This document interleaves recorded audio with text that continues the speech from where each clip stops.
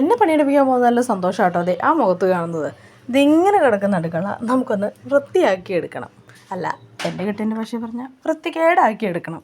ഈ പണിത്തിരക്കിൻ്റെ ഇടയ്ക്ക് വീഡിയോ ഒന്നും എടുക്കാൻ പറ്റിയില്ല. പിന്നെ നമ്മൾ കുറച്ച് ചിക്കൻ കറി ഉണ്ടാക്കി, കുറച്ച് ചോറൊക്കെ വെച്ച് ചോറൊക്കെ കൊണ്ടിട്ട് തിരിച്ച് വീട്ടിലേക്ക് എത്തിയിട്ടുണ്ട്. ഇന്നൊരു രാത്രി മുഴുവൻ ഇരുന്നാലും തീരാത്ത ഇഷ്ടം പോലെ ജോലികൾ നമുക്ക് തീർക്കാനുണ്ട്. നാളെ എൻ്റെ കുഞ്ഞിൻ്റെ മാമോദീസയാണ്. അപ്പോൾ അതിനൊടുക്കാനുള്ള 2 സാരിയാണിത്. മുന്താണിയിലെ നൂല് വലിച്ചതൊന്ന് കെട്ടി വെക്കണം. പിന്നെ ബ്ലൗസ് തുന്നാനുണ്ട്.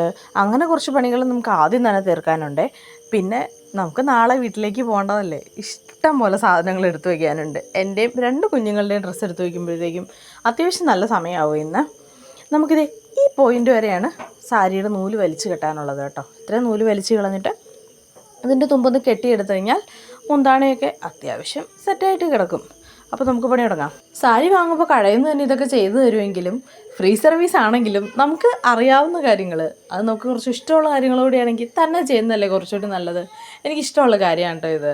ഈ സാരിയിൽ നൂല് വലിച്ച് കെട്ടുന്നതൊക്കെ ഭയങ്കര ഇഷ്ടമുള്ള കാര്യമായതുകൊണ്ടും പണ്ട് തൊട്ടേ ചെയ്യുന്നതായതുകൊണ്ടും ഞാൻ കടയിൽ കൊടുത്തില്ല കേട്ടോ. നമ്മൾ തന്നെ ചെയ്യാം എന്ന് വിചാരിക്കുകയായിരുന്നേ. ഇന്നത്തെ ദിവസം ഫുള്ളൊരു ബിസി ഡേ ആയിരുന്നെങ്കിൽ പോലും ഇപ്പം ഞാൻ ഭയങ്കര എക്സൈറ്റഡ് ആണ്. ഇത്രയും ദിവസം നമുക്ക് ചുറ്റിനും ഒരുപാട് പേരുണ്ടായിരുന്നു നമ്മുടെ കാര്യങ്ങളൊക്കെ ചെയ്തു തരാൻ വേണ്ടിയിട്ട്. പക്ഷേ ഇനി അങ്ങോട്ട് ആരും അങ്ങനെ ഉണ്ടാവില്ല. ഞങ്ങൾ കെട്ടിയവനും കുട്ടികളും മാത്രമേ ഉണ്ടാവുകയുള്ളൂ. അപ്പോൾ നമ്മൾ പരസ്പരം നമ്മുടെ കാര്യങ്ങളൊക്കെ സഹകരിച്ചങ്ങ് മുന്നോട്ട് പോകണമായിരിക്കും. 2 കുഞ്ഞുങ്ങളെ എങ്ങനെ മാനേജ് ചെയ്യാം എന്ന നിരീക്ഷണത്തിലാണ് ഞാൻ ഇന്ന് രാത്രി മുഴുവൻ കേട്ടോ. അതിൻ്റെ ഇടയ്ക്ക് ഒന്നുകൂടെ വീട് വരെ ഒന്ന് പോകേണ്ടി വന്നേ. വീട്ടിൽ കുറച്ച് കാര്യങ്ങളിലൂടെ സെറ്റ് ചെയ്ത് വെക്കാനുണ്ടായിരുന്നു. നമ്മൾ തിരിച്ചു വന്നപ്പോൾ കുറച്ച് ലേറ്റ് ആയിട്ടുണ്ടായിരുന്നു കേട്ടോ. പിന്നെ ഒരുപാട് പാക്കിംഗ് ഒക്കെ ഉണ്ടായിരുന്നതുകൊണ്ട് നമ്മൾ രാത്രി കുറച്ചുകൂടി സമയം ഇരിക്കാമെന്ന് വിചാരിച്ചു. എൻ്റെ 2 കുഞ്ഞുമക്കളുടെയും ഡ്രസ്സുകളൊക്കെ തപ്പിപ്പറക്കിയെടുത്ത് പാക്ക് ചെയ്ത് വന്നപ്പോഴത്തേക്കും ഏകദേശം ഒരു 2:30 ആയിട്ടുണ്ടായിരുന്നു കേട്ടോ.